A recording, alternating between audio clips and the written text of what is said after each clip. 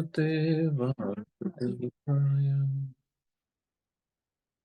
Narayanam Namaskritya Naram Chaiva Narottamam Devim Saraswatim Vyasam Tato Jayamudiri Nashtiprayeshu Bhadreshu Nityam Bhagavata Sevaya Bhagavati Uttam Shloke Bhaktir Bhavati Naistiki.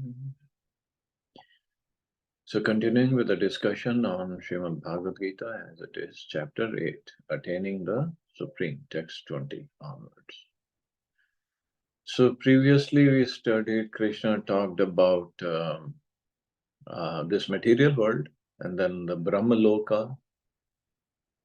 What's the duration of life on Brahmaloka of Brahmaji? But even that life, it's temporary. And again and again, when Brahma's day arrives, all the living entities come into being, and with the arrival of Brahma's night, they are helplessly annihilated. So we've been through that so many times. And this is one day of Brahma. This is how Brahma lives for 30 months, 30 days in a month, 12 months in a year, and 100 such years. So, but it's still temporary. But Krishna says, Paras tasmattu bhavo anyo avyakto vyaktata sanatana yasa sarveshu bhuteshu nashyatsu na vinashyati. Yet there is another unmanifest nature, which is eternal and is transcendental to this manifested and unmanifested matter. It is supreme and is never annihilated. When all in this world is annihilated, that part remains as it is. So now he is talking about his spiritual world. It is eternal. It doesn't go through all this manifest, non-manifest. No. It is never annihilated.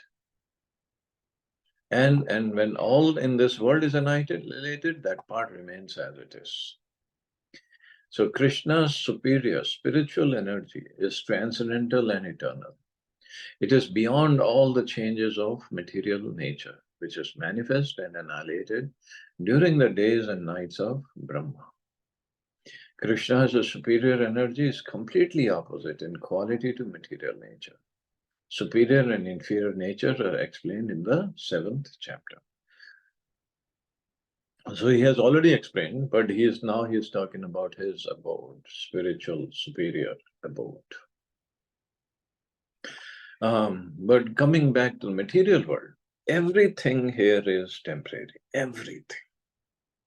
Whether it is going to get annihilated at the end of Brahmaji's day, or in one manvantar, in a day of Brahma, or even in one manvantar, like on planet Earth, things keep on changing. There's nothing permanent, nothing.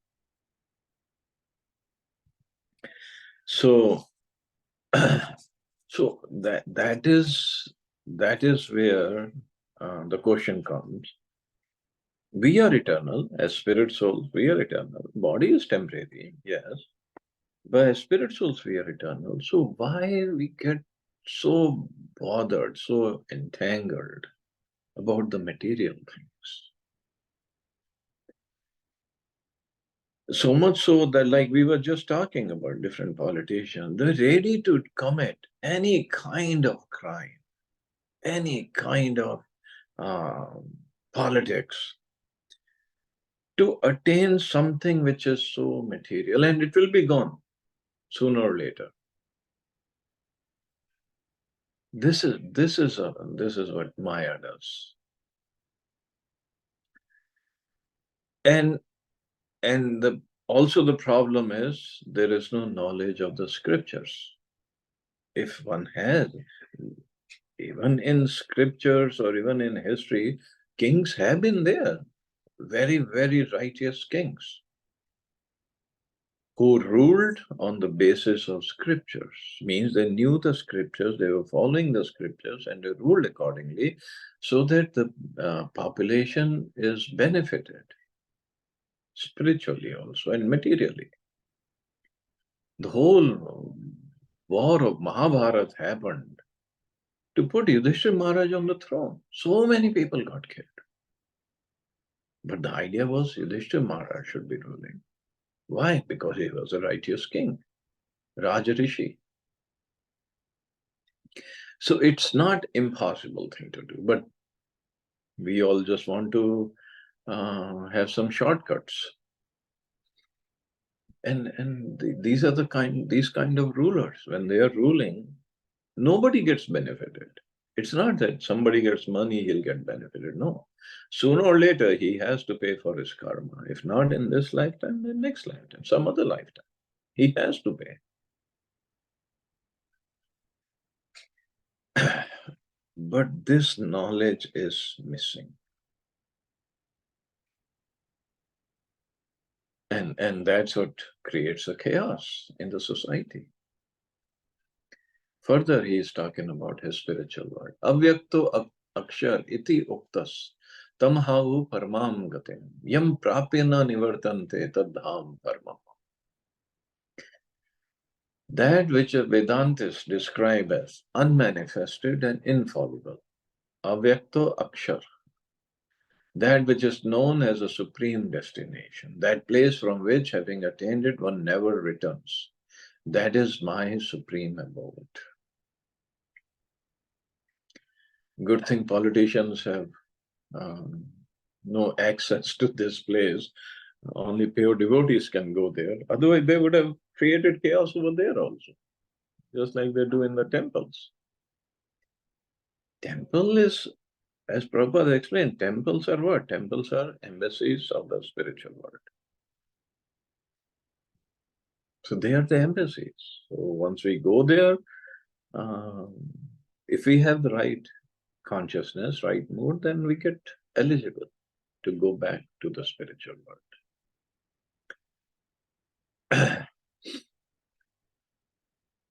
But the spiritual world, now Krishna is giving some information because ultimately the war had to start. He didn't have time to describe the whole thing, everything.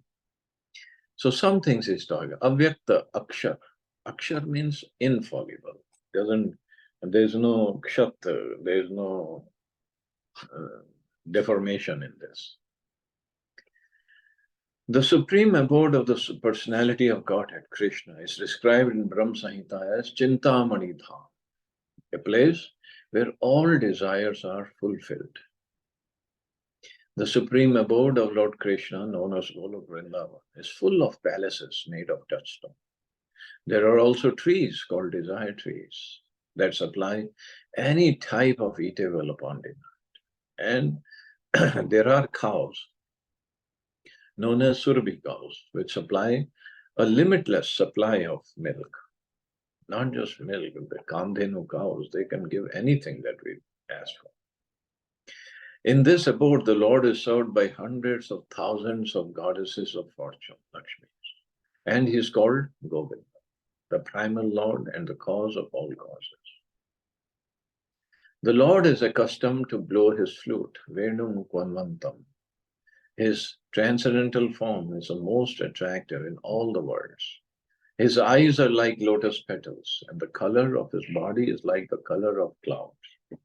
He is so attractive that his beauty excels that of thousands of cupids. He wears saffron cloth, a garland around his neck, and a peacock feather in his hair. In the Bhagavad Gita, Lord Krishna gives only a small hint of his personal abode, Golok Vrindavan, which is the supermost planet in the spiritual kingdom. A vivid description is given in the Brahma Samhita.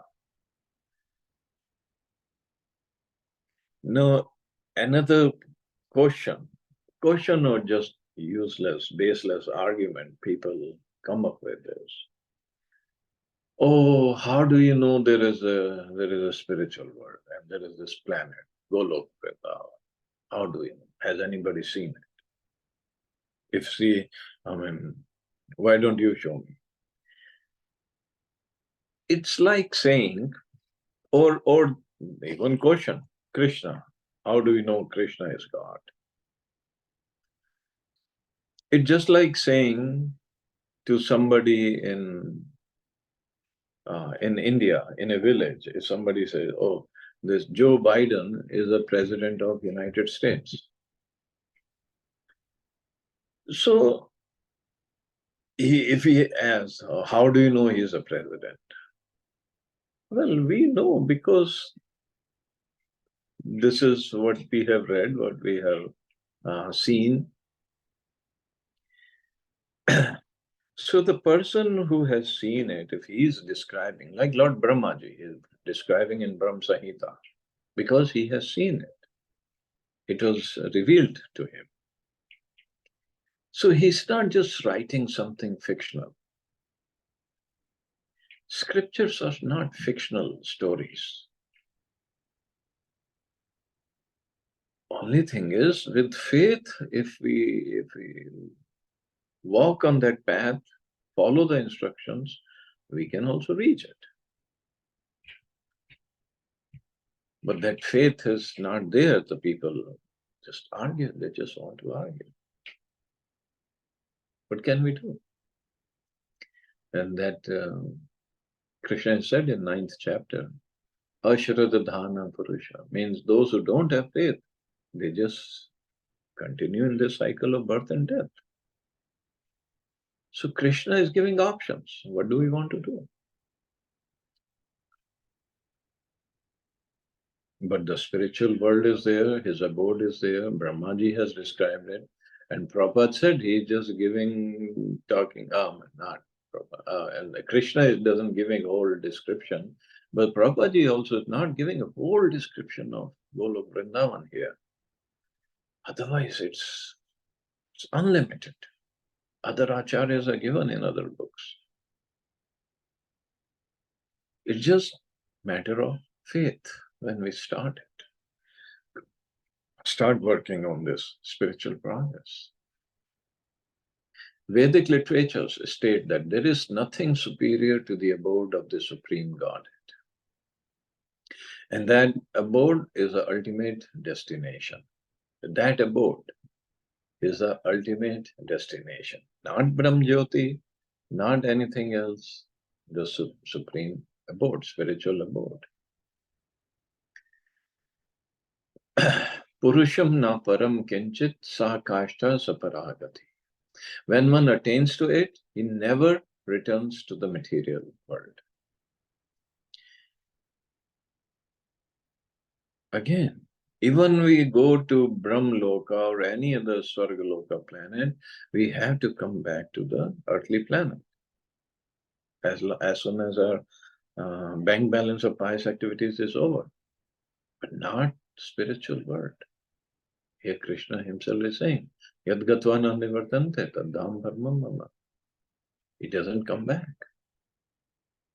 On this earth, Vrindavan, 90 miles southeast of Delhi, is a replica of what Supreme Golok Vrindavan, located in the spiritual sky.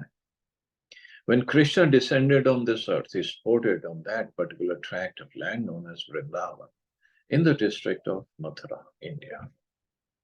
So it's as Prabhupada said, it's a replica. But when we go to Vrindavan, we find all sorts of things. I mean, small streets, dirty streets, pigs, and open sewage. But why is that? If it says it's a replica, and spiritual abode described in Brahm Samhita talks about Krishna's dham as most beautiful. Chintamani dham, this and that. Well, there are reasons for Vrindavan here in India to be like this. First, one has to have full faith that it is a replica of Golok Vrindavan. That everything here is also Chintamani dham. Trees are desire trees, cows are Surabhi cows. That faith has to be there. Then if we are purified, our senses, our eyes, real Vrindavan can give us darshan, even living in this Vrindavan. which is actually not different, but we don't see it. We are not qualified.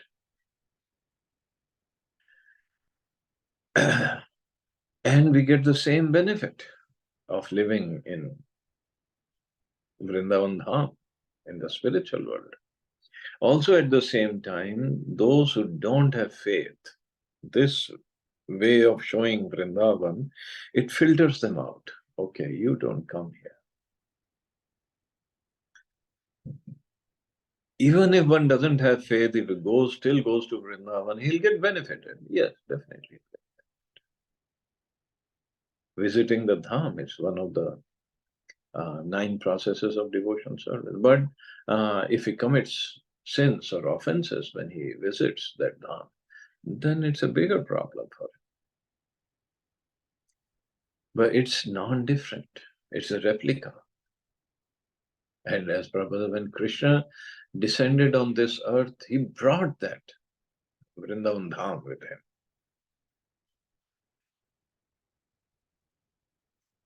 Now it's up to us when we go, what do we see and how do we react, how do we behave over there. It's all up to us.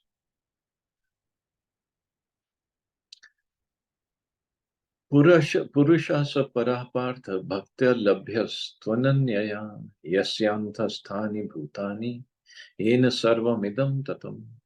The Supreme Personality of Godhead, who is greater than all, is attainable by unalloyed devotion.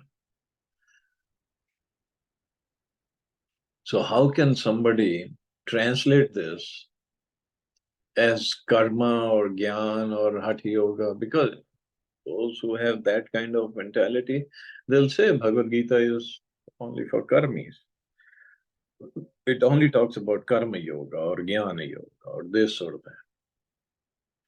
Here Krishna is clearly saying, attainable by unalloyed devotion. Although he is present in his abode, he is all-pervading and everything is situated within him.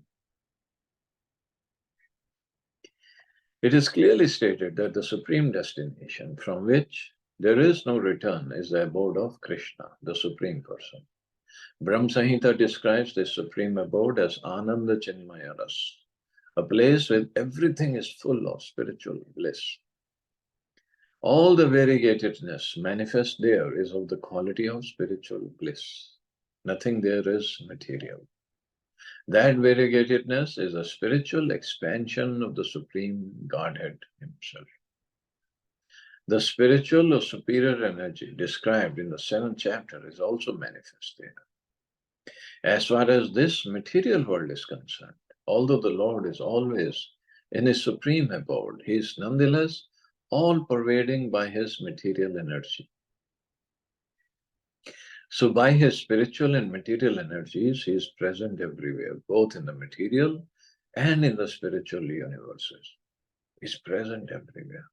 Although Prabhupada says He is all-pervading by His material energy, in the sense that, yes, His energy, which are in the form of atoms, is everywhere. But He's also everywhere in the atoms as Paramatma. Is everywhere. He is present everywhere, both in the material and in the spiritual universes. Yasyanta sthani means that everything is sustained within him, within either his spiritual or material energy. The Lord is all-pervading by these two energies. Is all-pervading. And everything is within him. Everything is sustained by him.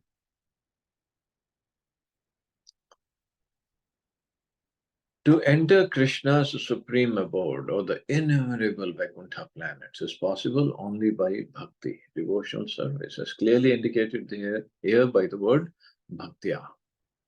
No other process can help one attain that supreme abode. The Vedas, Gopal Tapani Upanishad also describe the supreme abode and the supreme personality of Godhead. Eko Vashi Sarvagah Krishna. In that abode, there is only one Supreme Personality of Godhead, whose name is Krishna. He is a supreme merciful deity, and although situated there as one, he has expanded himself into millions and millions of plenary expansions. The Vedas compare the Lord to a tree standing still, yet bearing many varieties of fruits, flowers, and changing leaves. The plenary expansions of the Lord who preside over the Vaikuntha planets are four-armed, and they are known by a variety of names. Purushottam, Trivikram, Keshav, Madhav, Anirudh, Rishikesh, Sankarshan, Pradyumna, Sridhar, Vasudev, Damodar, Janardhan, Narayan, Vaman, Padmanabh, etc. So these are the names of deities or the personalities, supreme personalities of different Vaikuntha planets. Now Keshav Madhav is also name of Krishna, but this Keshav Madhav is not Krishna. They are plenary expansion of Krishna. And actually in Chaitanya Charitamrita, we are going through Mahaprabhu instructing Rupa Goswami.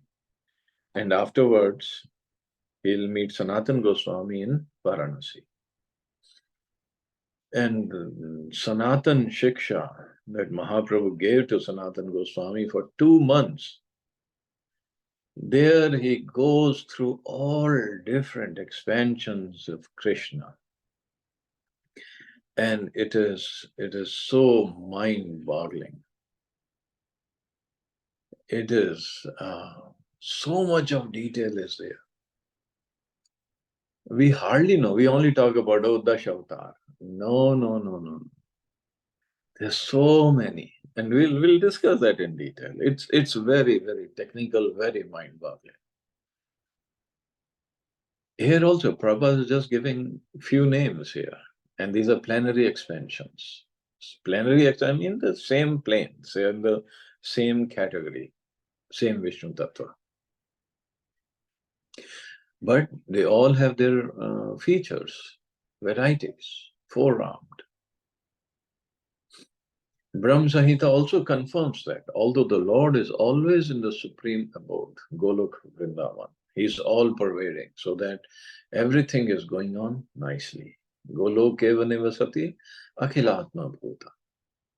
As stated in Vedas, Parasya Shaktir Vividhe Shruyate, His energies are so expansive that they systematically conduct everything in the cosmic manifestation without a flaw. Although the Supreme Lord is far, far away. So Supreme Lord Krishna, he is far away, is in Golok Vrindavan as Shyam Sundar Krishna, but as Paramatma, he is everywhere. And all his energy, he doesn't have to guide his energies to do anything. Sometimes people also misunderstand this, that, oh, he's a creator. So they think he has to sit down and make every body, every species. No. It's not like if there is a Microsoft office and they open in a different city in the world, it's not like Bill Gates has to sit down in every office and make sure all the carpentry work is done properly, electrical and this. No, why? He has to do it. Of course, he's not the CEO anymore, whoever is the CEO. He doesn't, he has his energies. His energies means his managers, his workers. They are there to take care of everything. Similarly, Krishna, everything happens just by his desire, not even him working on it or giving orders to his personal energies. No.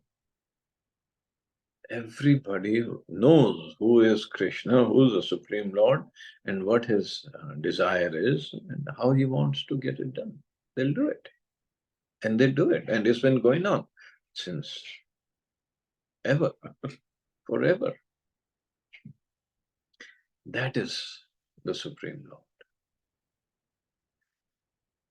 So, anyway, it's a few more verses in this chapter. And we'll go over it next time. So we'll stop here, see anybody have any questions or comments.